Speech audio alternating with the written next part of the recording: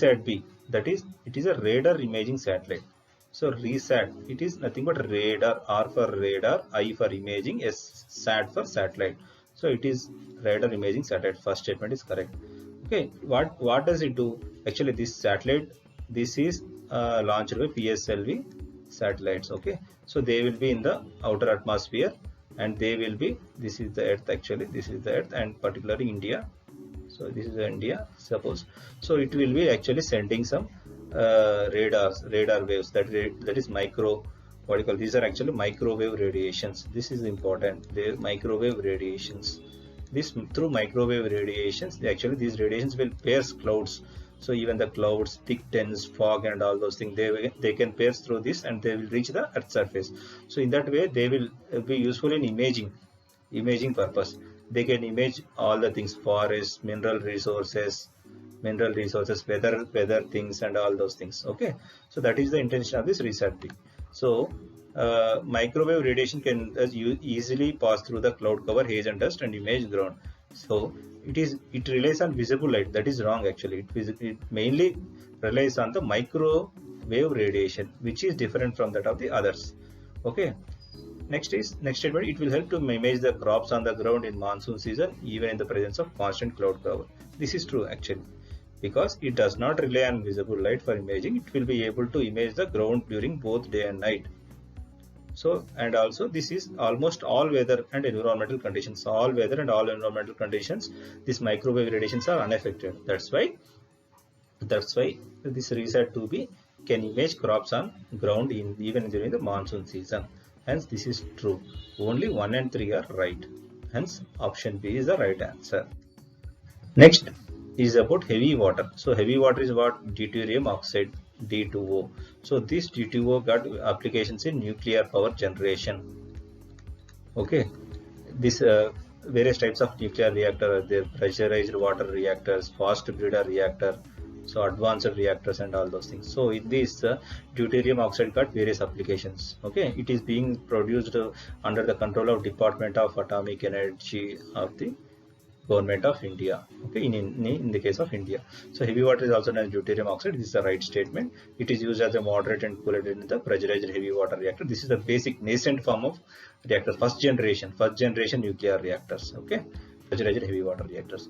India does not produce heavy water and depends entirely on import. This is not true, actually. Bhabha Atomic, some important, what you call, under the Department of Atomic Energy, like Bhabha Atomic Center and all those things, these are actually produced. Heavy water is produced in India at many places like Hazira, but it is entirely regulated. Production of D2O is highly regulated. It is only it is produced by the government industries only, not private thing. So hence option what do you call, C, 1 and 2 statements are only right. Next question, 31. So it is talking about system of air quality and weather forecasting and research. SAFAR, system of air quality and weather forecasting. So air quality and weather forecasting as well as research. So the SAFAR, based on the information about SAFAR, 3 statements were given. We'll see that. Actually, what is this SAFAR? So Ministry of Earth Sciences introduced a major national initiative known as SAFAR for greater metropolitan cities of India to provide location-specific information on air quality in near real time, and its forecast 1 to 3 days in advance for the first time in India. So it will forecast information in advance, first thing. Another thing is, it is location specific information it will give. Okay, location specific information. Next is, it engineers awareness drive by educating public, promoting self mitigation, and also help develop mitigation strategies for policy makers. Okay, so it is like an awareness program, educating program. Okay, and also promoting self mitigation and all those things. So if you go back to the question, it aimed at providing location specific information on air quality in real time. That is true. Okay, it is an initiative of Ministry of Environment and Forest and Climate Change. No, it is like Ministry of Earth Sciences. Next is, it creates awareness by educating public and promoting self mitigation. This is true. Okay, so this Indian Meteorological Department and all those things, so you need to know under which ministries they will come. INCO is Indian National Center for Ocean Information Services. So all these things. So there's a little bit confusion. You should know and you should remember these things. These are potential areas for asking questions. Okay, these are observatories. Okay, this observations in the North Pole, Indark, South Pole, Dakshin Gangotri. So which ministries they will the next Samudra Ratnakar. So these are all that is exploration of deep sea for various minerals and all those things. So all these which under we have to remember, actually we have to know, actually Ministry of Earth Sciences or Ministry of Environment or Geology. I mean Earth Sciences only, geology, oh, so something like that. So you need to differentiate actually which under which ministries they will come, Ministry of Earth Sciences or Ministry of Environment. So something like that. Okay, that is a homework for you. So here only 1 and 3 statements are correct. Second statement is wrong. Hence answer is C. Next is consider the following statements. So here it is about SI system. All 7 base units in the SI system, International System of Units, are now defined in terms of fundamental constants. Fundamental constants. Next statement is Keeble balance is used in realizing the definition of kilogram. Actually, both statements are correct. How? We'll see the explanation. So with the Keeble balance being used for defining the kilogram, that is, the Keeble balance is an electromechanical measuring instrument that measures the weight of a test object very precisely by electric current and voltage needed to produce compensating forces. So by means of using electric current and voltage, the definition for a kilogram has been set up, okay, by using Keeble balance. So that is the thing. So with this measure, so after converting kilogram, that is after setting standards for kilogram on the foundational constants, so this made all the 7 base units. So all the 7 base units linked to fundamental constants, that is with relation to nature. Okay, what are those? So the meter for distance, so meter for distance, second for time, the kilogram for mass, the mole for amount of substance, the ampere for electric current, and the Kelvin for temperature. Sorry, Kelvin for temperature and candela for the luminosity. So these are actually basic science. Okay, this is a basic science, and questions can be asked and match the following. So which of the thing, like meter for distance, meter, okay, time, seconds, kilogram, masses, amount of substance, mole, electric current, ampere, so temperature, Kelvin, luminous intensity, so luminosity or luminous intensity, candela, so something like that. So these you have to remember for prelims examination. Okay. So here both statements are correct. Hence answer is option C. Next question, when it is talking about rice blotch disease, which causes rice blotch disease. Okay, rice blotch disease, actually it is a fungal disease. It is caused by fungus Magnoporte oryzae. Oryza is nothing but rice. Okay, so Magnoporte oryzae, the fungus which attacks the rice. So it is one of the major diseases of the rice crop. Now, what is the news? Actually, researchers from ICR, National Rice Research Institute, Odisha, have mapped out diverse genes in rice that help in disease resistance. So they have mapped out the genes that help in disease resistance. So that is the news. I mean current affairs. The news in current affairs. So answer here is option C, fungi. Next question is about malaria, actually. So in the context of malaria, two statements are given. One is it is caused by virus. So not. Malaria is caused by plasmodium, which is a protozoan. There are various species: Plasmodium vivax, Plasmodium malariae, Plasmodium falciparum, Plasmodium ovale, something like that. So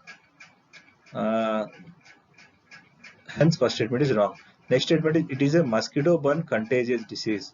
Actually, what is the meaning of contagious disease is, suppose if the mosquito infected with plasmodium bites a man, then mans get infected. So the man become malaria positive. If any person come in contact with this person, suppose by means of droplets, by means of physical touch and all those things, if the other person catches this infection, then it is known as contagious. Contagious is what? This disease that spreads from man to man directly without the need of any vector. So that is the meaning of contagious disease, but it is not contagious disease. It will spread from one man to other man only by means of mosquito, infected mosquito. Okay, that is female Anopheles mosquito. Then only, then only it will be transmitted. Hence, both statements are wrong. Hence, option D is the right answer. So this is the explanation part which I have told. Next question. It is about superconductivity. So what is a superconductor? Superconductor is a ideal state of a conductor where the electrical resistance is zero and magnetic flux is also almost completed, where magnetic flux fields are expelled from the material. So any material in order to become a superconductor, it should be like the resistance, electrical resistance should be near zero and magnetic flux should be expelled. Magnetic flux should be expelled. Okay, expelled. That type of material is known as superconductor. Unlike ordinary metallic conductor whose resistance decreases gradually, okay, normal conductors have some resistance. Okay, with the decrease in temperature, that resistance will become decreased. But in the case of superconductor, already the resistance will be zero.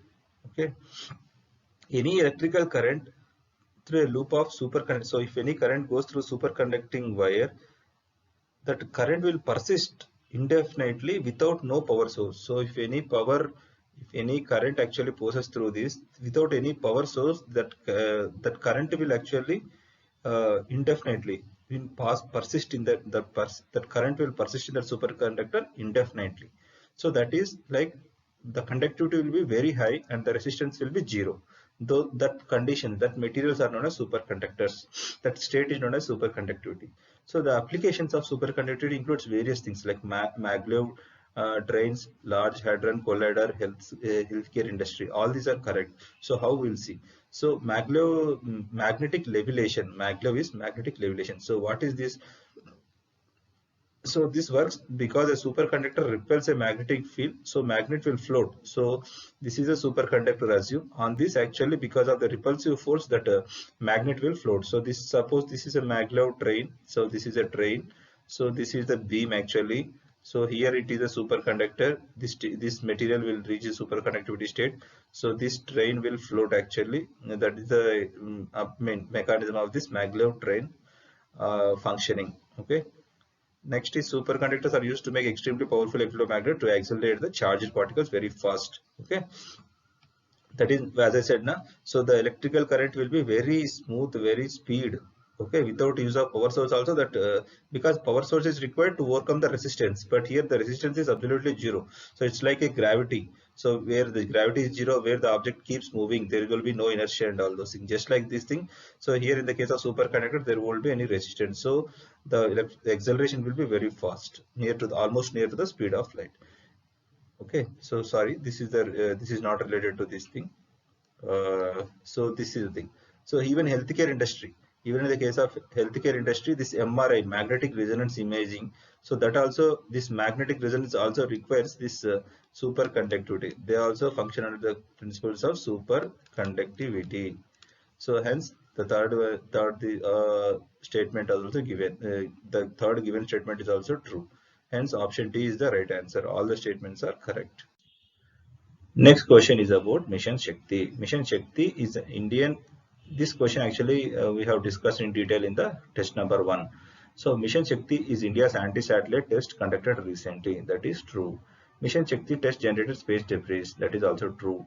India has the capability to clean up the space debris. This is wrong because first thing we know, on 27th March, India successfully tested ASAT, also known as Mission Shakti, the interceptor missile that is a low Earth orbit, right, around 300 kilometers height, that we have already, through PSLV, we have in the earlier said way, absolute satellite. Okay, next DRDO technology, this interceptor missile has fired this from Wheeler Island, Island or the Abdul Kalam Island from Balasore, near Balasore.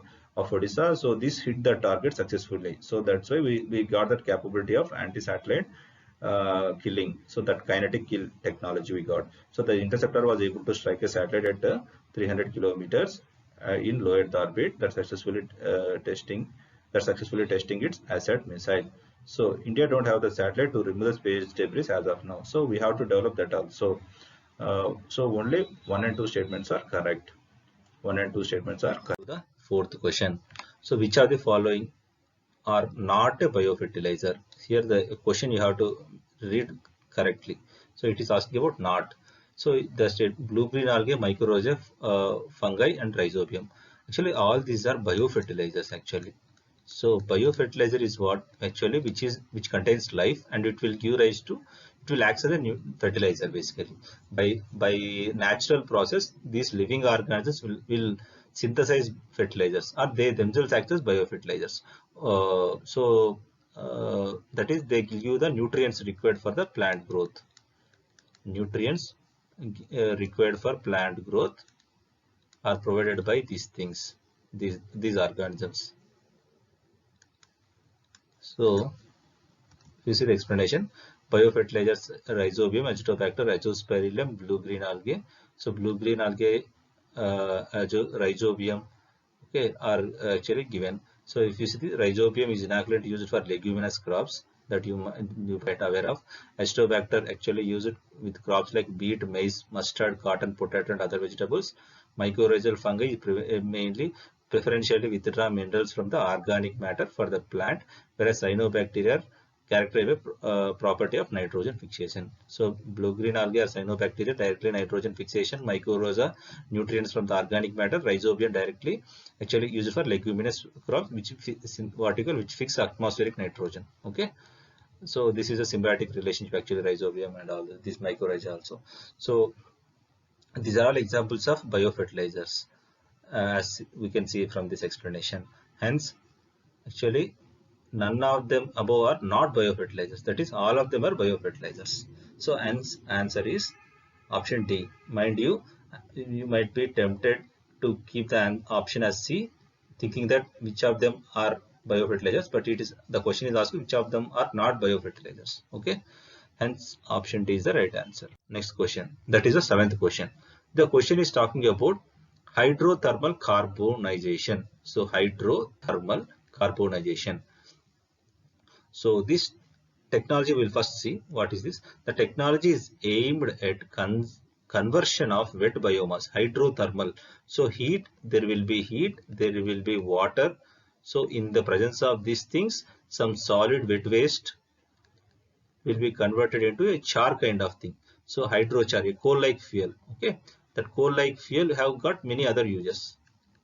So if you see the other picture, you will better understand. So this agro waste, green waste, sea waste sludge, green algae. So all will be subjected to hydrothermal carbonization. There will be heat and steam under high pressure, and heat they will be burned. Actually, they will be burned. So because of thing, hydrochar will be obtained. So hydrochar will be obtained. This hydrochar has got various applications. So soil, it can be soil condition, that is fertilization of soil, soil enrichment, even it can be directly used in energy production. It can be used as manure, and also wastewater treatment. All these are the applications of this hydrochar. Okay, so this technology is used in treating waste soil base. That is true. This technology converts waste into hydrochar, which can be used as a fuel. So energy production, it can be used. So by this explanation, it is understood that both the statements are correct. Hence, option C is the right answer. We will move to the next question. It is talking about the digital sky, an initiative of the government of India. It aims at. Okay. So, promoting internet access to rural areas by developing stratospheric balloons to create an aerial wireless network with up to 4G LTE speeds.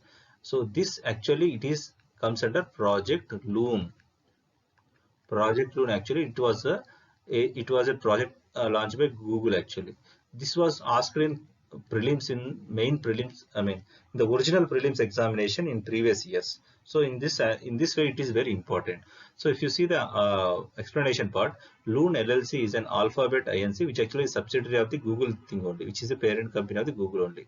So subsidiary working on providing internet access to rural and remote areas. Okay, so that is about this first statement.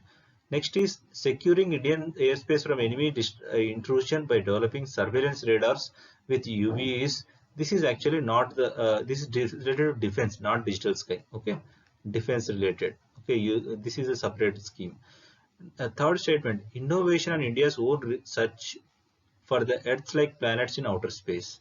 So this is actually not related to digital sky. Why? Because recently, if you see this discovery of new Earth-like planets in outer space, actually there is a thing called physics research laboratory. So this thing actually recently they found a sub-Saturn like object, okay, or sub-Neptune sized exoplanet 7 times the mass of the Earth. Okay, through this PARAS. What are these PARAS? PARAS is Physical Research Laboratory, Advanced Radial Velocity, Abu Sky Research. Okay, Mountain Abu actually, Mount Abu. It is located on the Mount Abu Observatory. So it is a spectrograph integrated with 1.2 meters telescope. So it will observe the celestial objects. Okay, in that way, the statement option C is related to this thing, not related to digital sky. So what is this digital sky is? So it is actually regulating illegal activities carried out by the unregistered drones. So this is the thing. This is the right answer actually. So if you see the explanation, the digital sky platform, if you all this thing, actually the recently the government came with the guidelines, okay, guidelines regarding the use of drones. Central guidelines have given regarding use of drones. So on this backdrop, the digital sky platform was built actually to evolve with the evolving needs of this rapidly changing industry, that is the drone industry. Okay, so there actually drones are of various types, nano, micro kind of thing.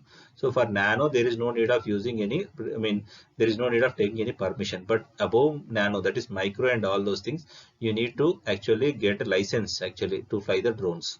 So that is also part of these guidelines. Okay, this digital platform is will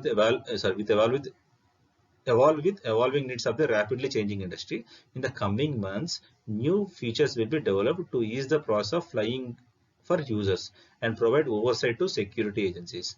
Furthermore, it is envisioned that in the future, digital sky service providers will be extending the functionality of a platform through application program interface. So it is all related to the drones related thing. Okay, so the regulations, the how to use these drones and all those things. Hence option D is the right answer. Next, we will move to the 39th question. So the 39th question is asking, has given three things and asking which of them are related to fintech, okay, financial technology related thing. So if you see the explanation, so the technology and innovation, so fintech means the technology and innovation that aims to compete the traditional financial methods in the delivery of financial services. So application of the technology and innovation for delivery of financial services. The use of smartphone for mobile banking, investing, borrowing services and cryptocurrency are examples of technologies aiming to make financial services more accessible to the general public. Even this Jandan, okay, this Jandan, which includes not only opening of accounts but also promoting even financial literacy. Okay, using this Jandan Aadhaar mobile linkage, Jam Trinity. So all these are extensions of this financial services only. Okay, next, blockchain technology is used in developing cryptocurrencies. Libra is a cryptocurrency. So see, related actually, Libra is a cryptocurrency. So it is related to fintech only. Blockchain. So blockchain is used in the developing cryptocurrencies. Okay, even blockchain is also useful in maintaining this ledgers in the financial, the transaction related information. Also, blockchain technology can be used. Similarly, this Aadhaar actually, in the case of India, this Aadhaar linked actually. Aadhaar is everything related to opening of bank accounts, digital wallets, even this Aadhaar enabled payment services. So all these are related to Aadhaar only. So Aadhaar is also related to this fintech thing. Hence, Option D, all of the above are related to fintech. Option D is the right answer. Next, we will move to the 45th question. The question is about regarding Manav, that is the Human Atlas Initiative. Okay. It is two statements are given. The first statement is it is intended to build a detailed map of human by systemic collation of available knowledge in scientific literature and public databases. This is true. If you see the explanation part, it is a Human Atlas Initiative named Manav. It has been launched by the Department of Biotechnology under Ministry of Science and Technology and Persistent Systems. So it is a collaboration. It is a public-private venture (PPV) between government institute, that is DBT, and the private companies Persistent Systems, which is a biotechnology company. So the second statement is a public-private partnership initiative is also correct. So the aim of this Human Atlas Initiative, that is Manav, is to create a unified database of molecular network of all the tissues in the human body and to derive a holistic picture of working of the human body. So molecular network, unified database of the molecular network as well as the holistic picture of working of the human body. So to know that, actually this this project has been taken up. This Human Atlas Initiative has been taken up. So in this public-private venture, DBT and Persistent Systems will invest rupees 13 crore and 7 crore respectively. So hence, from the explanation part, we can say that the both given statements are correct. Hence, option C is the right answer. Now we'll see the 60th question. So DNA fingerprinting recognizes the differences in one is coding DNA, bulk DNA, satellite DNA. So what is coding DNA? Coding DNA is that part of the DNA which codes for any amino acids. So that is coding DNA. Actually, which codes amino acids or which codes protein, that is common for all. So this is not useful in DNA fingerprinting. So what is DNA fingerprinting or DNA profiling? So what is this actually? So it will identify a person or individual based on the differences in DNA, differences in genetic material DNA. So this variability is present in the DNA in certain regions. Those are known as satellite DNA. This is also known as variable number tandem repeats. This VNTRs actually. So this is also known as restricted fragment length polymerism, RFLP. So these variable things actually. So these actually constitute about 90% of the entire genetic material. So this variability is unique for an individual actually, and for genetically related people, this variability is close actually. I mean, they're like 50% close, 60% close, something like that.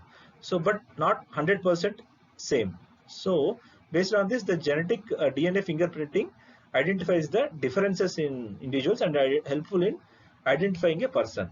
So here the coding DNA actually codes for protein. Bulk DNA is also which is common for all, and which will actually don't have that repetitive sequences, whereas satellite DNA contains repetitive DNA sequences, which is helpful in identifying the individual differences. So here, that is only third, that is option B is the right answer. Okay, hope you understood this question. Next question is about agri-tech actually. Okay, agriculture technology, and specifically it is asking about vertical farming. What is this vertical farming? So vertical farming aims at a higher productivity in smaller spaces. It uses soilless methods such as hydroponics, aquaponics, and aeroponics.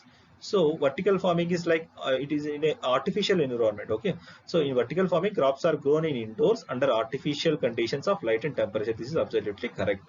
Okay, so now I'll like to add some more information in this question. So hydroponics, aquaponics, and aeroponics. So hydroponics is what? Hydroponics is a type of vertical farming where the water and nutrients will be present. So in a tank, and the plants will be grown on this thing. That is hydroponics. Aquaponics is somewhat different actually. Aquaponics is what? So here the water will be present and plants will be present, but the nutrients will be released actually from outside continuously by other thing. Suppose this is a fish tank. So in this actually the fish waste will be released into this aquaponics tank, which will supply nutrients. So this is the actually aquaponics. Whereas in the hydroponics, the nutrients will be already soluble in the water. Next is aeroponics. Aeroponics is what actually the plants are kept in the air actually. Kept air. Actually, there won't be any water always. I mean, the roots of the plants are not submerged in the water, but they are exposed to air. But through sprays, water will be sprinkled over the roots periodically. So this is aeroponics. So all this comes under vertical farming. Next is it uses significantly less water but more pesticides in to yield high productivity. This is wrong. Actually, if you see the explanation, vertical farming uses significantly less water and pesticides than traditional agriculture methods. Being indoors, the crops are not subjected to seasons and hence give high productivity year round. Lettuces, tomatoes, green crops can be produced through these practices. So mainly vegetables and all those things are growing on research basis. Experimentally over these things. Okay, so if they can completely successful and adaptable, replicable in the real field, I mean in a large scale or a large scale, then it can be very useful in countries like India where land is a very limited resource. Okay, so here only statement 1 is correct, hence option A is the right answer. Move to the 79th question. The 79th question has given some actually pairs. So terms sometimes seen in use and the context or topic related to. So one is punch mission. What is punch mission? So punch mission is actually, this is the full form of punch is polarimeter to unify the corona and heliosphere. So corona and heliosphere are related to sun. So the regions of sun, the layers of sun, the outermost is known as corona. So next is heliosphere. So it is a future mission by NASA to study the unexplored region from the middle of the solar corona out to 1 astronomical unit from the sun. So the punch mission is about heliophysics. Helio is about sun. So physics. So it is a related to heliophysics only. Okay, astronomy related heliophysics. So that is true. Next, remdesivir. So this is actually the medicine to corona. So like one of the intended medicines to treat coronavirus, that is to kill coronavirus. So it is a broad spectrum antiviral drug which is currently in the clinical trial for the treatment of COVID-19. So it is actually related to biochemistry only, that is any chemical compound which acts on biological organisms. So it is related to biochemistry only, that is true. I mean biochemistry and pharma all are related. I mean so this is true. Next is proton therapy. Proton therapy, what proton is? Proton is actually, it is a hydrogen atom without electron. If you chip off the electron from the hydrogen, then it is known as proton. It contains nucleus only. So that is one proton. It contains only one proton. Okay, so one proton, no electron. So that is proton. So protons are used in the treatment of various cancers nowadays. Okay, it could be, I mean, benign cancers, I mean, that is benign tumors, or it is malignant, that is cancers. So it is useful in killing tumor cells. So proton therapy is a type of radiation therapy. Earlier we were using high energy beams to treat, I mean, earlier we were using X-rays, but now we are using proton. So proton therapy is a newer type of radiation therapy that uses energy from positively charged particles called protons. So it is actually not neuroscience, but it is like nuclear, it is called nuclear medicine. So in the field of nuclear medicine. So not neuroscience. It is not related to neurology. It is mainly related to nuclear medicine. Okay, nuclear science, not neuroscience. So hence third pair is wrong. Only first and second pairs are true. Hence option A is the right answer. Next we will see the 83rd question. The question is talking about which of the following events are related to total solar eclipse. So diamond ring effect, visibility of sun's corona, and the sun, moon and the earth must be in a direct line. So if you see this picture, so in the total solar eclipse, actually the requirement is all the sun, the moon and the earth should be in a straight line. Okay, so this is the total solar eclipse. Next is, if you see the picture, this is a picture showing complete solar eclipse. Okay, total solar eclipse. So in this actually this bright region is known as, this bright region is the actually corona. So corona is the atmosphere around the sun. So in this actually light escapes and it appears as a ring actually. So this corona, so visibility of sun's corona is seen in the total solar eclipse. Diamond ring effect. See, this thing is, it appears as a ring. This corona, illuminated corona, is acts as a ring. I mean, this is like this is actually the part where the sun emerges out. So after a fraction of complete solar eclipse, the sun will actually gradually emerges. So that can be seen as a ring actually, diamond in a ring. So this is diamond ring effect. So all these phenomena will seen in total solar eclipse. So hence option D is, that is the right answer. Next, we will see the 91st question. The question is asking, which are the following diseases are covered under Mission Indradhanush? So, what is this Mission Indradhanush? So, Mission Indradhanush is actually, it is a, what do you call, it is a initiative launched by Ministry of Health and Family Welfare. Okay, Ministry of Family and Welfare under NDA-1 government. So it is a part of the universal immunization program of the government of India. So the main intention is to immunize the 100% immunity, I mean immunization coverage to major vaccine preventable diseases. Actually, earlier there were 7 actually covered under this Mission Indradhanush. Actually, Indradhanush is what? It is rainbow, which contains 7 colors. So that's why their name has been kept. But later it was extended to one more thing, and further increasing. Actually, it's, I mean, the number of diseases that are being covered under Mission Indradhanush is gradually increasing. Okay, so now we'll see. Vaccine is being provided against 8, and under this Mission Indradhanush, vaccine is being provided against 8 vaccine preventable diseases. Those are diphtheria, whooping cough, which is also known as pertussis, and tetanus. So all these cover under single vaccine known as DPT vaccine. Next is polio, that is oral polio and injectable polio. Measles is separate vaccine. So next is tuberculosis, severe form of childhood tuberculosis. So this is, I mean, this is through BCG vaccine. Next is hepatitis B vaccine to prevent hepatitis B infection. Next is meningitis and pneumonia, which are covered by Haemophilus influenza type B. Haemophilus influenza type B. So these this DPT, Haemophilus influenza and hepatitis B are known as pentavalent vaccine. And also, so this all together become 8 vaccines, so 8 diseases. Okay, and also recently, okay, rotavirus and Japanese encephalitis immunization is also initiated under this Mission Indradhanush under selected states and districts. Okay, under selected states and districts, rotavirus and Japanese encephalitis is also being given. Okay, so that's how this Mission Indradhanush is covering many diseases. So in the given question, so diphtheria, measles and rubella, polio are covered. Okay, I mean, this measles and rubella is also recently covered under Mission Indradhanush. So this MR vaccine. So if you see the current affairs, actually there is a called MR vaccine. So MR is nothing but measles and rubella. So rubella is also become part of this what do you call Mission Indradhanush. Okay, in selected areas, selected districts of the country.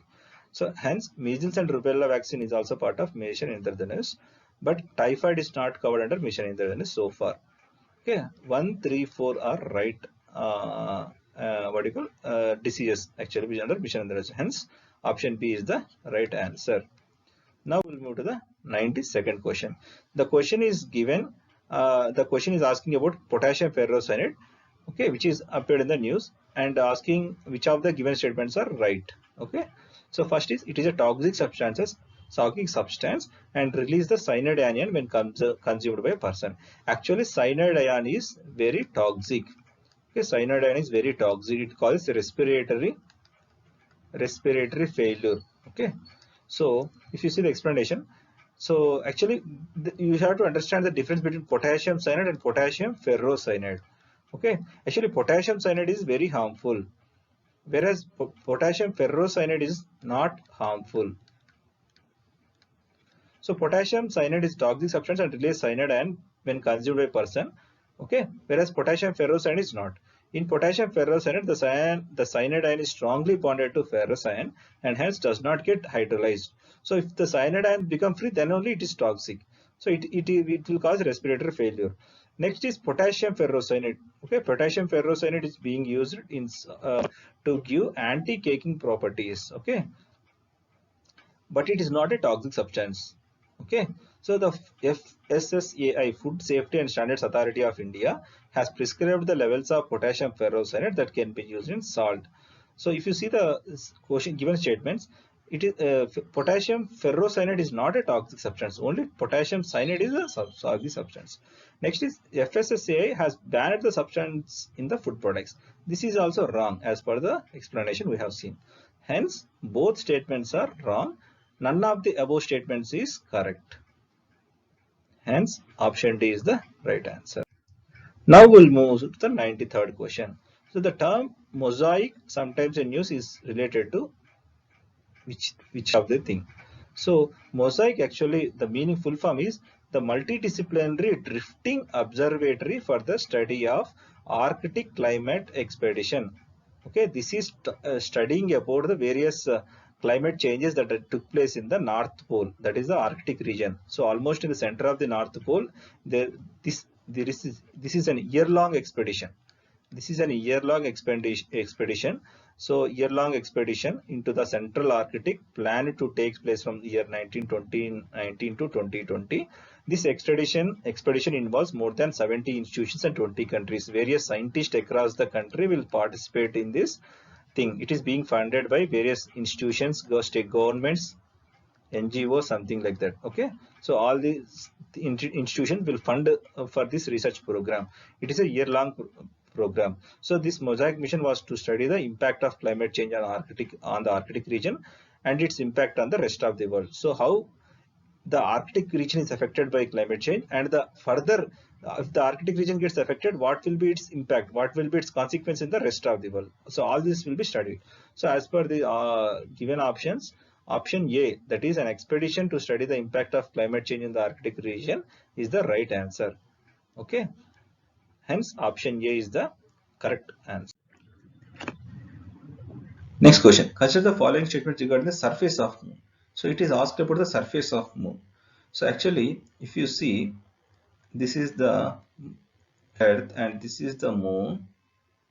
So actually, always from earth we can see only one side of the moon. One side of the moon. The other side of the moon, it cannot be seen. It cannot be seen because the rotation of earth and rotation of moon will be in such a way that always will see only one side of the moon. Okay, that's the side which we see is not a near side, and the other side which we cannot see is the far side. Far side. The statement is given up. The near side of the moon has dark patterns. Okay, that is true. Okay, the near side which faces the earth has dark patterns, whereas the far side turned away is marked with circular spots. So dark spots on the near side, circular spots on the other side. Circular spots are nothing but they're craters formed by meteorite collisions. So by circular spots are due to meteorite collisions. Next is why these dark patterns arise. The moon's near side is believed to have a thinner shell. So when meteorites bombarded, they cracked its shell, releasing lava which gushed out and covered traces of impact and left dark patches. Okay, because of the lava coming out of this thin shell, the dark patches will appear. Being thicker, the far side did not face such an erasure and break. Okay, so another thing is the near side is thin, the farther side is thick. As the near side is thinner, we'll see that dark patterns because of the gushing out of lava. Okay, that is about this thing. The far side of the moon is believed to have thinner shell. So the statement in second statement is the far side of the moon is believed to have thinner shell. No, it is wrong. The far side of the moon is got thicker shell. The near side of the moon has dark patterns. That is also true. So only statement 1 is true, statement 2 is wrong. So answer is A. Next is consider the following chemical structure: fullerene, graphene, and quartzite. These are the which of the above are allotropes of carbon? Actually, all are allotropes of carbon. So graphene is the 2D form of carbon with zero curvature, whereas fullerene is a 3D form of carbon with positive curvature. Next, recently, this is important, quartzite. So question can be asked also like this. So the term quartzite refers to what?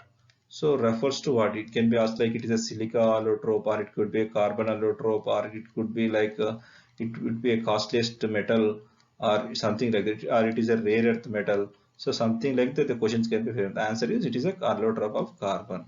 So it is a new form of carbon, is with negative curvature. It is long short carbon structure. Okay, joins graphene and fullerene family. It joins graphene and fullerene family. So in this picture we can see various allotropes of things. So graphene, diamond, graphite and diamond also the allotropes of carbon, which are frequently known actually. Our schooling, in our schooling, and also graphite and diamond are exhaustively dealt. Okay, similarly the fullerene, the carbon nanotubes, the graphene and all those things are the various other allotrope forms. So these are very important because very research is going on nanotubes and graphene. So the properties, physical properties, their chemical properties are useful in designing various new what do you call new metals, sorry, new substances. Okay, that can replace other things. Okay, various applications like aero building, actually, that is flights and all those building, in the case of defense, in the case of space, in the case of industry, okay, agriculture, health, agriculture. So various fields these applications got. So that's why this area is very important for mains as well as prelims. The question is talking about cryosphere. So let us see the first statement. It is an all-encompassing term of those portions of the Earth's surface where water is in liquid form. This statement is wrong because the cryosphere is an all-encompassing term used for those portions of Earth's surface where water is in solid form, not liquid form. It includes, if you see the picture, you can better appreciate. So all these things, solid form, what are all the things which are in the form of solid form, water in the form of solid form. So ice caps, glaciers, permafrost, snow, river, lake or river ice, sea ice, icebergs, snow, ice sheets, all these come under cryosphere. Okay. So next statement is permafrost is a part of cryosphere. This is true. In the picture also, permafrost is a part of cryosphere. So what is this permafrost? Permafrost is ground that continuously remains frozen for 2 or more years. 2 or more years. So this is actually ground surface. So below the ground surface, the ice actually, the water in the solid form in the ground surface for 2 or more years. Okay, that is permafrost. Permafrost is a part of cryosphere. Cryosphere is water in the solid form. Hence, first statement is wrong, second statement is true. Option B is the right answer. This is a geography based question. Well, I think it will be, you have covered this in your static geography part. Now let us see the eighth question. The question is talking about Indigen program. What is this Indigen program? Indigen program aims to undertake whole genome sequence of thousands of individuals representing diverse ethnic groups from India. So actually, India is known for ethnic diversity, right? Ethnic diversity. Sorry for this, but rough sketch I have drawn. So various ethnic tribes, ethnic people are living across the country. So the aim of Indigen program is to almost get the sequence of all these ethnic diversities. Okay, so that's why thousands of individuals, their genes have been sequenced. So that is, the whole genome sequencing is being done for thousands of individuals, not for the entire population. In the first statement, if you read, so it is stating that it is the genome sequence for entire population. It is not for entire population. The next is, the objective is to develop public health technologies using population genomic data. So this is all about, this is advancement. This is actual application of knowledge in genetics. So if you know the genome sequencing, then we can use that data, you can use that knowledge for the betterment of the humankind, for the betterment of Indians. So the objective is to enable genetic epidemiology, that is in which areas, so for which ethnic people, for which races, which genetic disorders are common. So that is genetic epidemiology. Develop public health technologies applications using population genomic data. So based on the genomic data, various public health technologies can be developed. So that is for promoting the health of the Indian people. So that's why, therefore the statement 2 is right. So here only statement 2 is right. Therefore option B is the right answer. Now we'll see the ninth question. The ninth question is about National Health Profile. So recently this National Health Profile, Central Bureau of Health Intelligence, that is the agency which released this thing, that is a National Health Profile. So as per this, life expectancy in India has increased from 49.7 years during the years 1970-75 to 68.7 years. Okay, therefore as per the given statement, that information, the first statement is right. So if you further read this thing, so the life expectancy for females is 70.2 and for the males is 67.4. Okay. Next is the total fertility rate of the country is 2.3. This is also true as per the National Health Profile. Okay. It was 2.5 and 1.8 in urban areas. Okay. Sorry, in rural areas it was 2.5 and in urban areas it was 1.8. So what is this total fertility rate? So total fertility rate is the average number of children a woman, okay, women have, that is a woman give birth during her reproductive period, during her lifetime. Actually lifetime is nothing but during the entire reproductive period. Okay, so in these two aspects are to be important. One is that considering the age specific fertility rate. So age specific fertility rate, applying this age specific, average age specific fertility rate. Other thing is that the woman should be assumed that she will be living, the lifespan of that lady is throughout her reproductive period. Okay, so reproductive period is generally generally the time of puberty to the time of menopause, that is say some 15 years to about 45 years around. So this is the reproductive period. Okay, this is important for women. This is the time where she can conceive and she can deliver children. So that is about total fertility rate. So as per the given statements, both are correct as per the National Health Profile census. As per this, the extra information is IMR has declined considerably from 33 per 1,000 live births in the year 2016. Okay, so this also has been improved. Okay, so here as per the question, both 1 and 2 statements are correct. Option. So let us see the 11th question. The question is asking about high temperature proton exchange membrane technology is helpful in which aspects, which of the given options. So the thing is eco-friendly energy generation. Answer is eco-friendly energy generation. So this is there in the concept of fuel cells. So if you know the about fuel cells, then you can able to come to the answer. Council for Scientific and Industrial Research under Ministry of Science and Technology developed the new fuel system in partnership with Indian industries under India's flagship program named New Millennium Indian Technology Leadership Initiative. So the question also can be asked like, this New Millennium Indian Technology Leadership Initiative is under which ministry or under which institution? So that is CSIR. Okay, so this is high temperature fuel system. Okay, high temperature fuel system. What is this technology? The fuel cells developed are based on high temperature proton exchange membrane technology. The proton exchange membrane is a semi-permeable membrane generally made from the ionomers and designed to conduct protons while acting as an electronic insulator. So if you see the mechanism of a fuel cell, then you would better understand what is this membrane. Okay, proton exchange membrane. So this is the concept of fuel cell. Actually here we'll give raw material actually. So it could be waste material, it could be waste material, or it could be some molasses or whatever, some organic waste or something like that. So here what happens is at the level of anode, this H plus ions will be formed. H plus, this splitting of H plus and electrons will takes place. So the electrons will move along the anode, okay, like this, whereas the protons, H plus ions which are generated, will pass through this proton exchange membrane. It is a selective permeable membrane, so only protons will move from anode towards the cathode. Okay, here at the level of cathode, this H plus ions will get reduced by addition of electrons. Therefore, and also by atmospheric oxygen and all those things, this hydrogen water molecules is produced.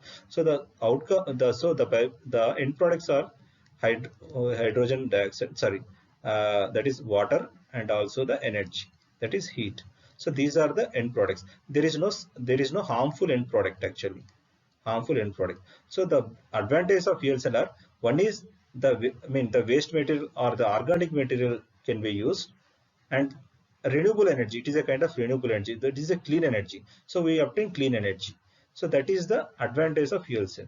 So this proton exchange membrane is very important in the manufacturing of fuel cells. Okay, recently the CSIR has developed this technology so that we can build fuel cells on a large scale. So we can build these fuel cells. This can be used at the village level, okay, at the village level, or it can be like offices, government offices, so and other institutions. Okay, so own power can be generated by using these fuel cells, which is environmental friendly.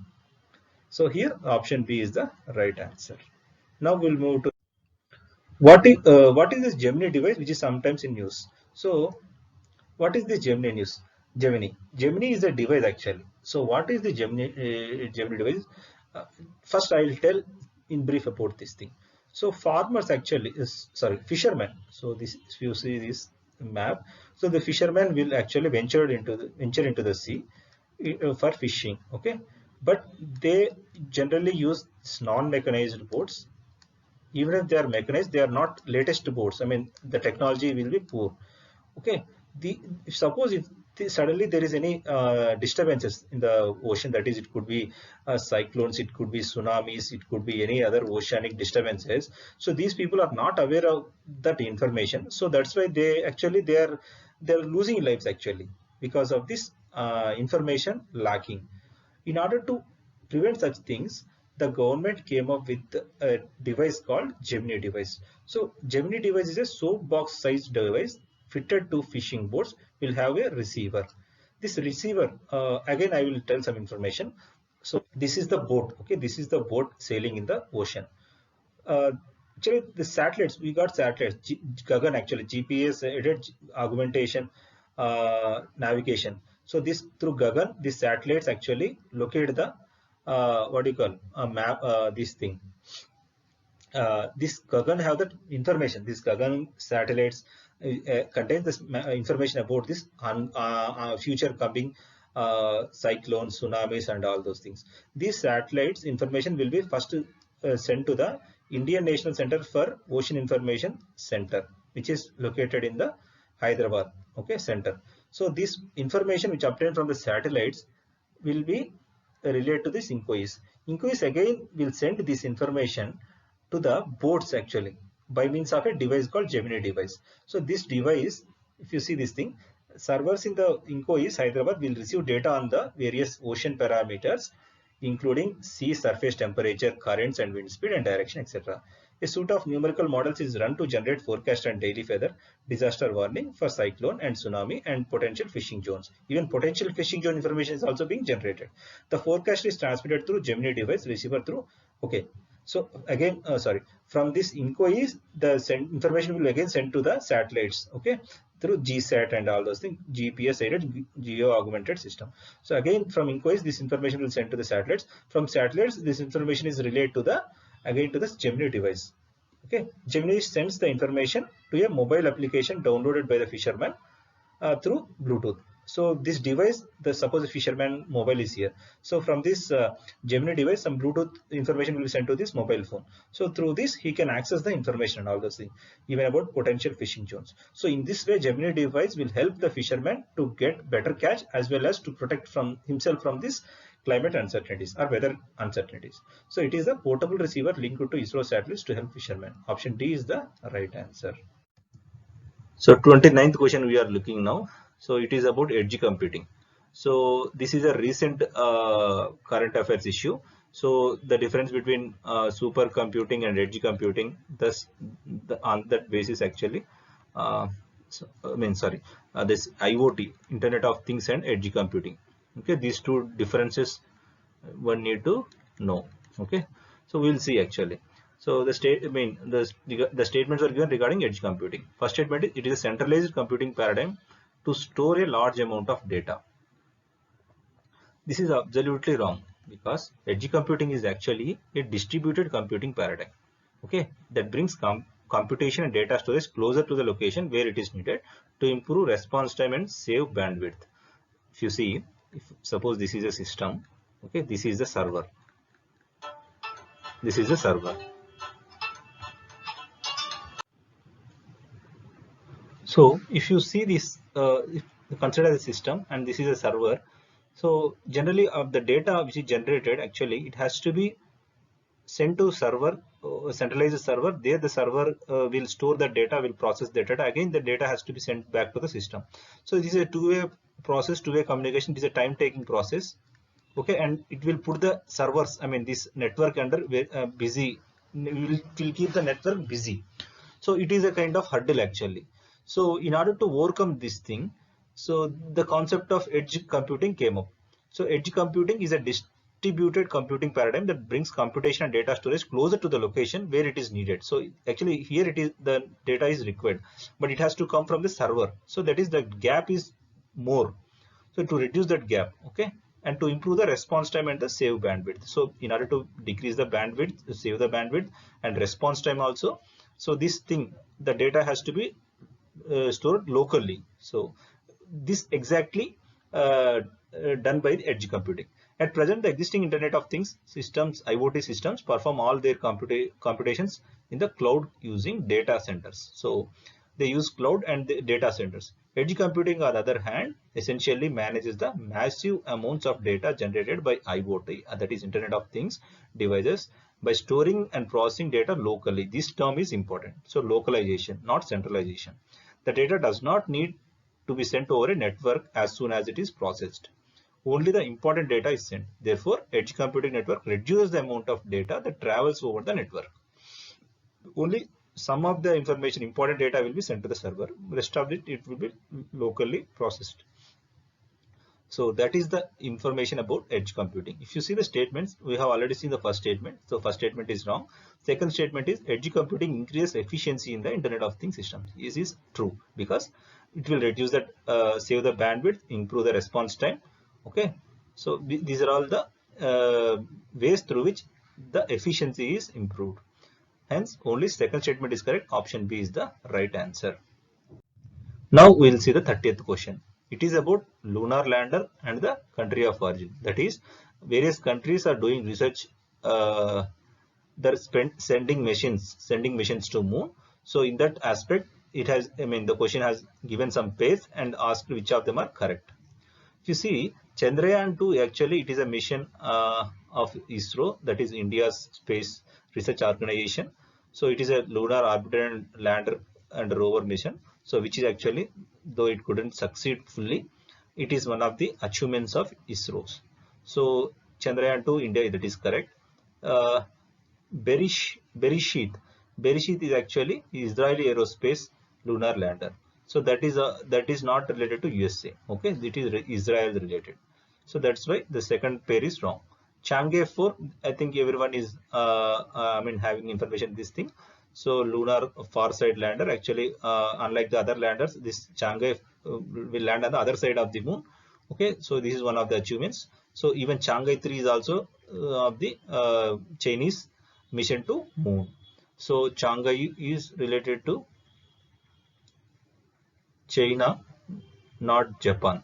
Okay, so Chang'e is by China, not Japan. So first pair is also wrong, second pair is also wrong, only third pair is right.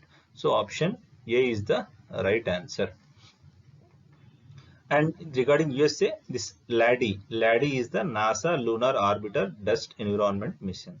So it is about the mission of NASA. Okay, so here option A is the right answer.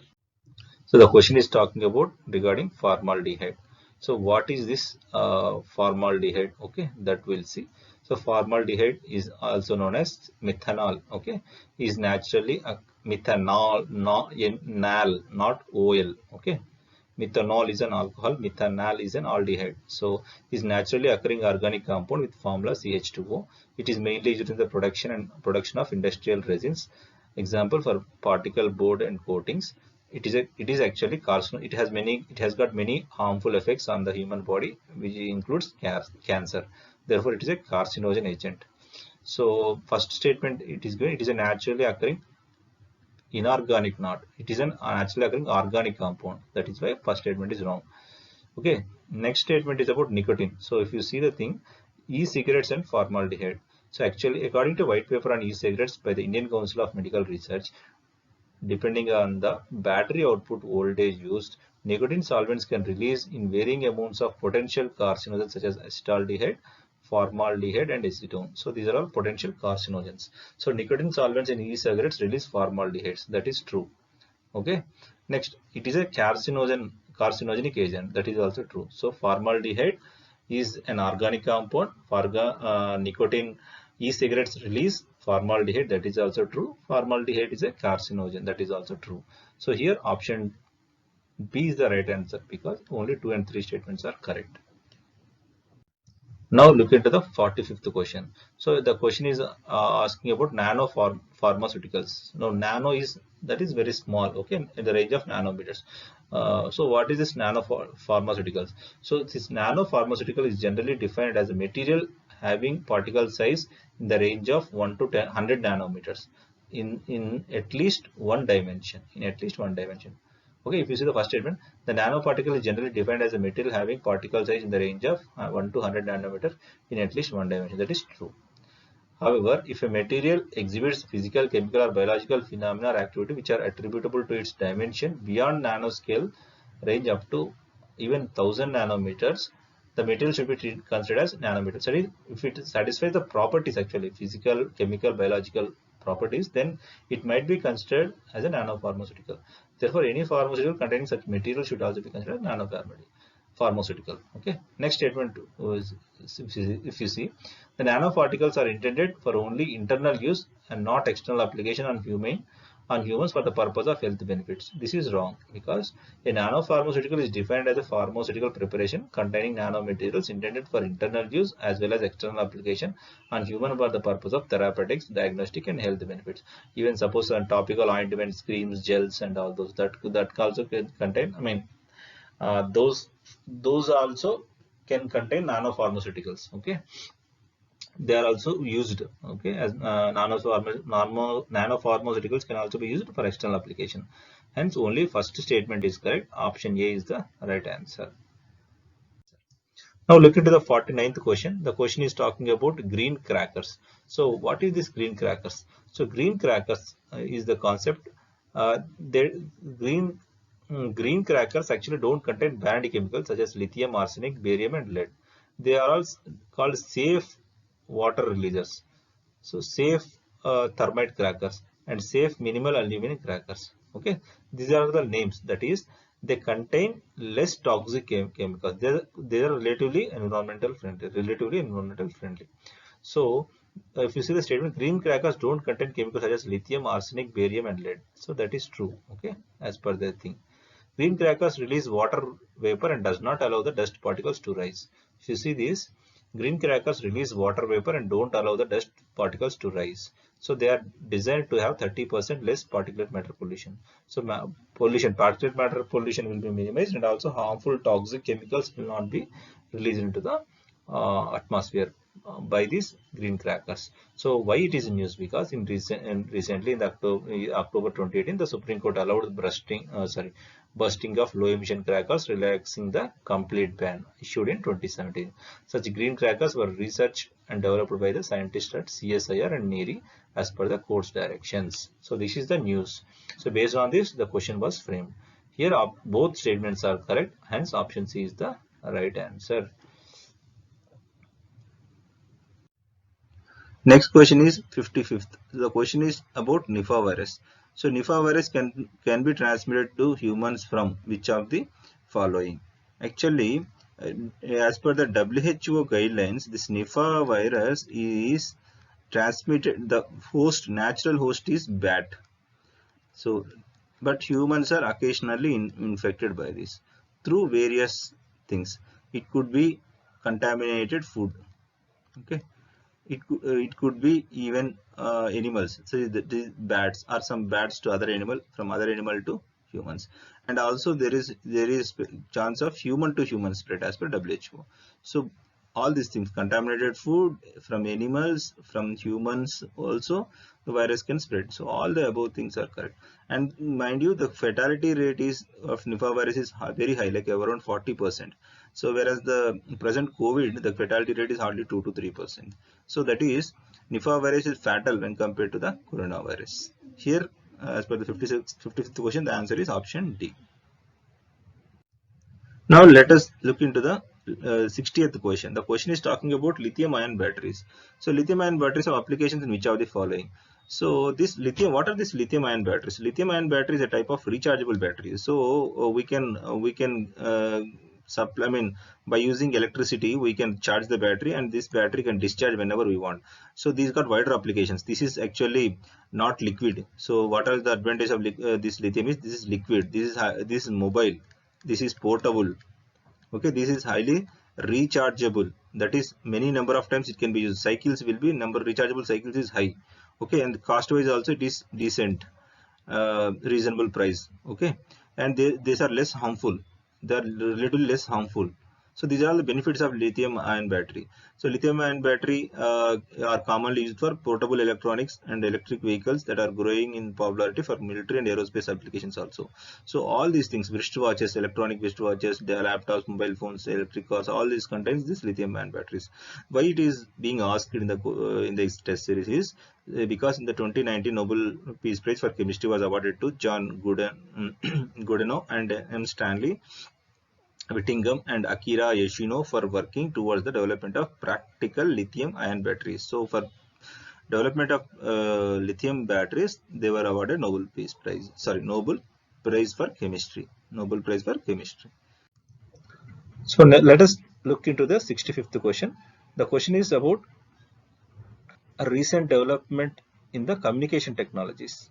Okay, communication technology, especially this regarding end-to-end encryption. So end-to-end encryption is what? Suppose this is person A, this is person B. So he is using an app, actually, say WhatsApp. Okay, so he is typing a message, and this, after typing the message, this message will be converted into an encrypted form, that is very unknown form. Okay, hidden form actually. This hidden form will be transmitted, okay, from A to B via WhatsApp. So at that time, this encrypted, at the time of receiving B, this encrypted will be decrypted. So this decrypted message will be read again in the form of normal text by that B. So in this process, while the message is being transmitted from A to B in the form of encrypted form, no other person can read this message. No other person can decode this. Even the platform group, that is the WhatsApp institution, WhatsApp office, okay, WhatsApp office or WhatsApp entrepreneurs, they cannot decode this. Even the governments cannot decode this. So no other private person can decode this.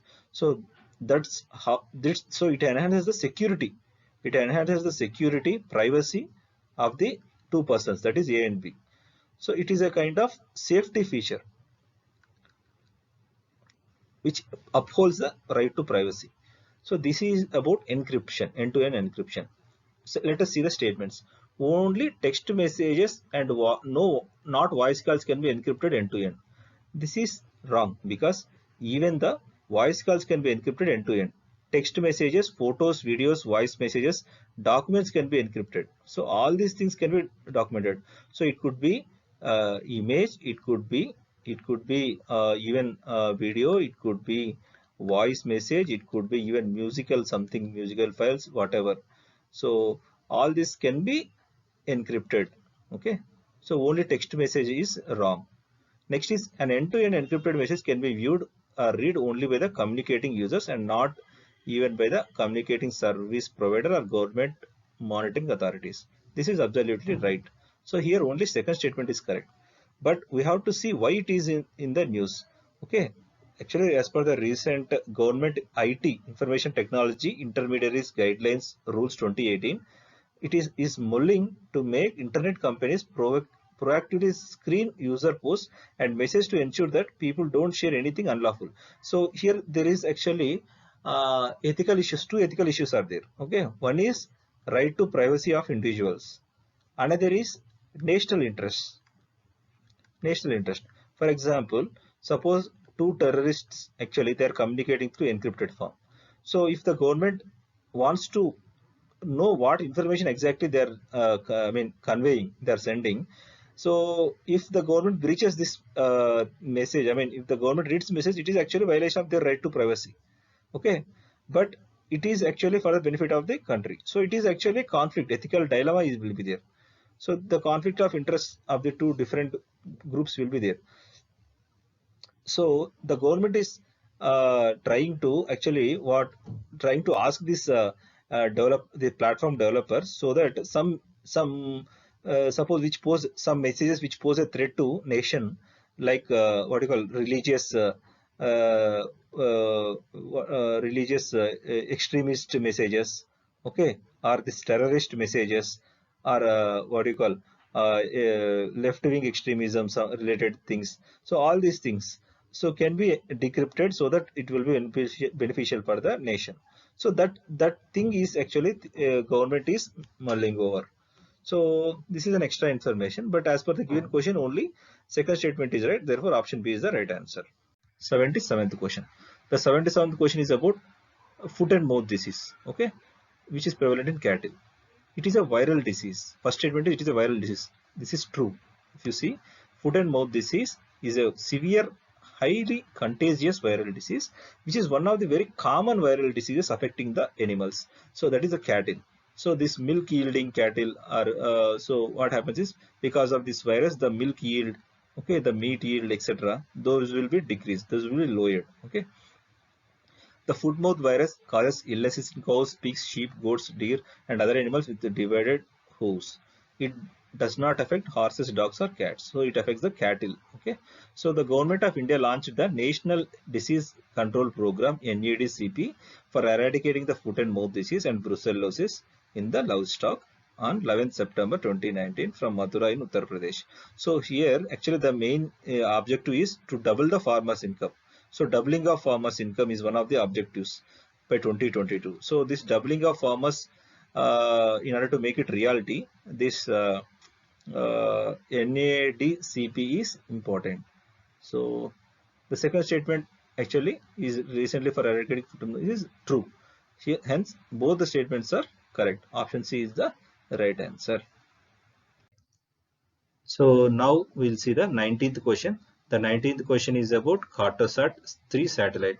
So Cartosat 3 satellite is about, you see, Cartosat 3 satellite is a third generation agile advanced satellite having high resolution imaging capability. So it is an advanced satellite having high resolution imaging capability.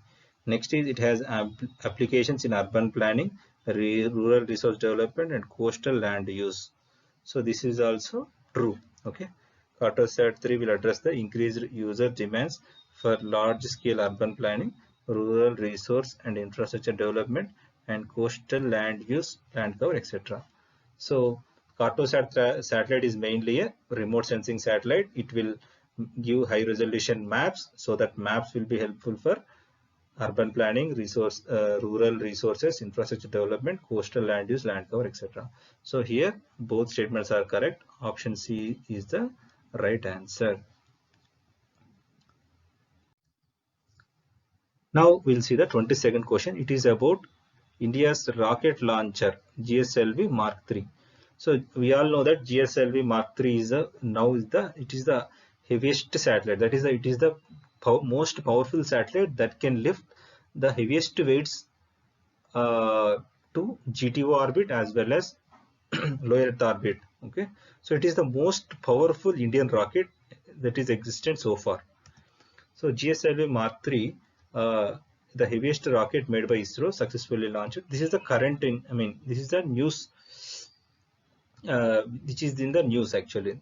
Okay, this Mark III is India's most powerful launch vehicle built to lift satellites weighing up to 4 tons. Okay, 4 tons into geosynchronous transfer orbit, or about 10 tons to the low Earth orbit. So if you see the first statement, it is capable of launching heavier satellite to the GTO. That is correct. Okay, next is it has been designed and fabricated with the help of Russia. This is wrong. Okay, the GSLV Mark III is India's most powerful launcher to date, up to date, and has been completely designed to and fabricated from within the country, not with the help of Russia. So this is wrong. This is wrong. So though we have lack of this cryogenic technology, but we have developed that cryogenic technology, because in GSLV there is the 3 stages. So first is solid, next is liquid, next is cryogenic. Okay, so this cryogenic we have developed. That's why we could be able to build this GSLV Mark III. Hence first statement is correct, second statement is wrong. Option B is the right answer. Now let us see the 31st question, friends. The question is about statements regarding Kuiper belt. So what is this Kuiper belt? So actually this is the sun. Okay, this is the sun. This is various planets. Okay, various planets revolving. So this is Neptune. So suppose this is Neptune.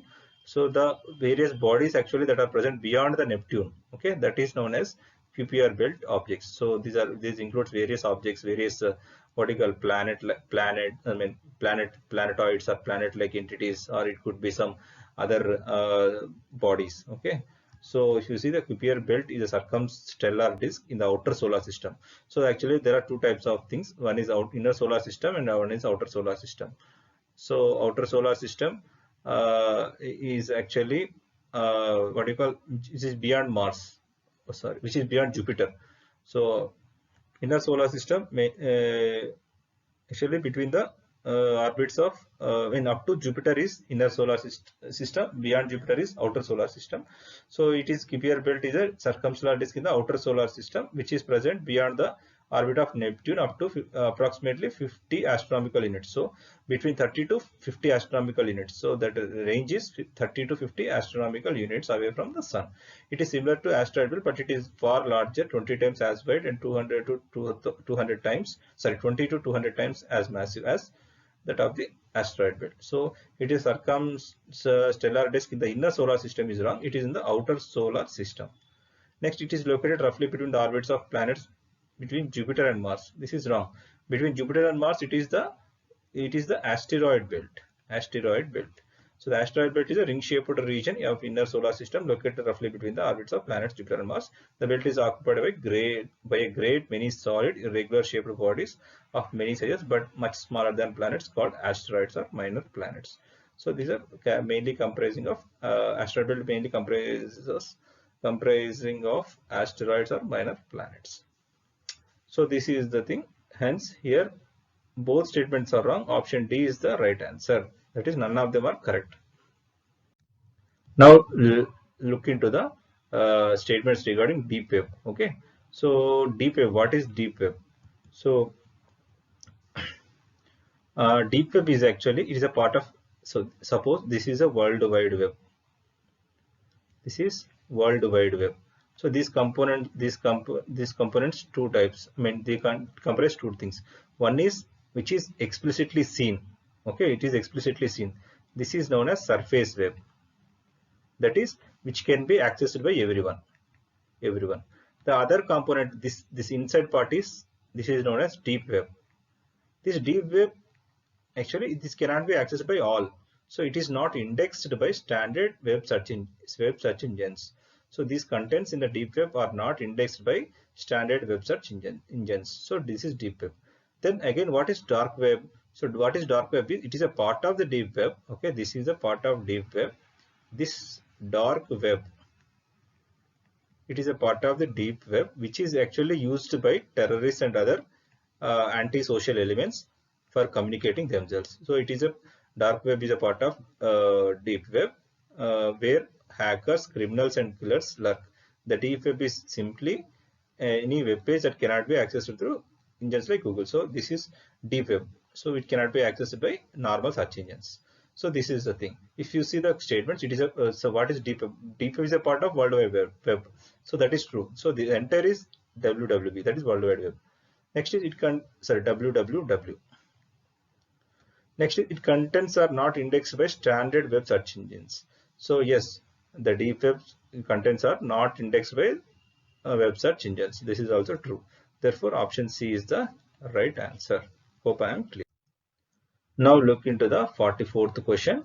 It is about Global Innovation and Technology Alliance, GITA, Global Innovation and Technology Alliance.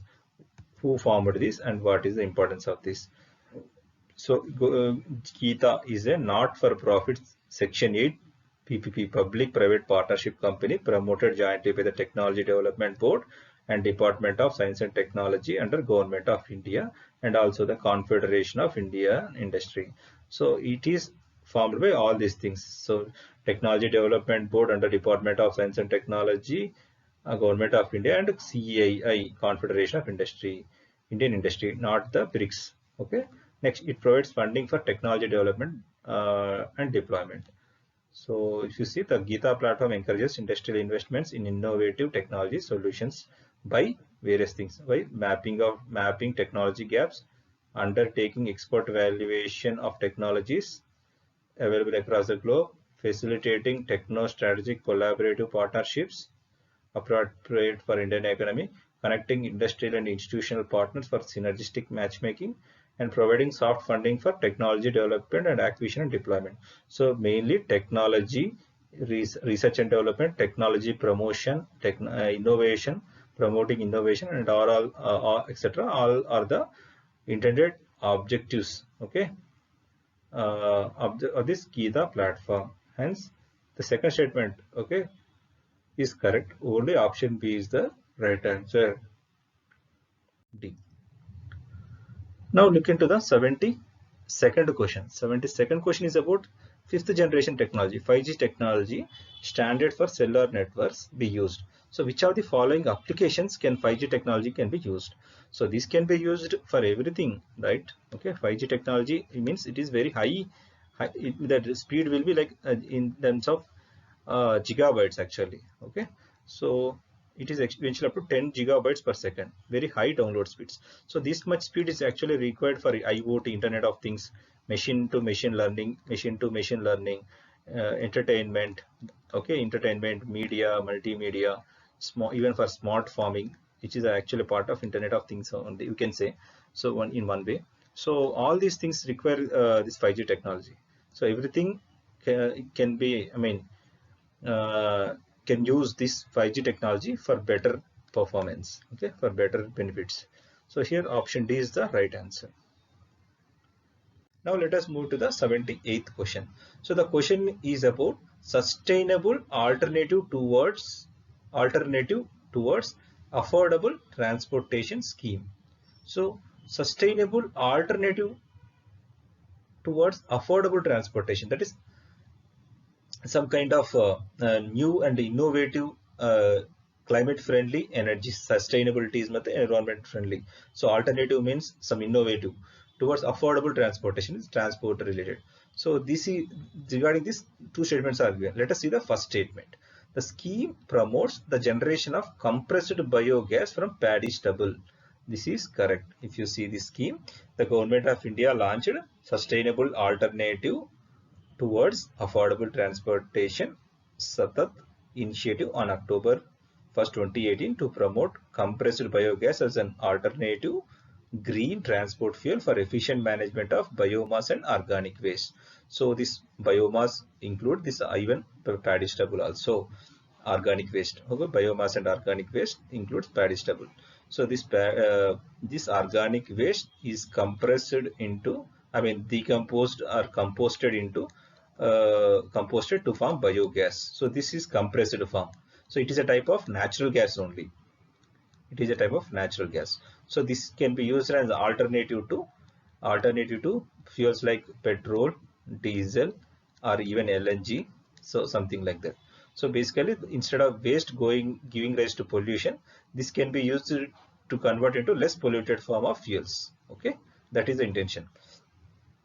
Satat is an initiative aimed at providing sustainable alternative towards affordable transport as a developmental effort that would benefit both vehicle users as well as farmers and entrepreneurs. So here the win-win situation for stakeholders. So first, farmers will utilize this for stubble. Okay, this stubble will be taken. This compressed biogas will be produced by the farmers by using this paddy stubble. Then this compressed gas should be purchased by these entrepreneurs. That is, this public sector oil companies like GAIL, okay, or Indraprastha Gas Limited, so something like that. Then they will sell it to the what you call vehicle users.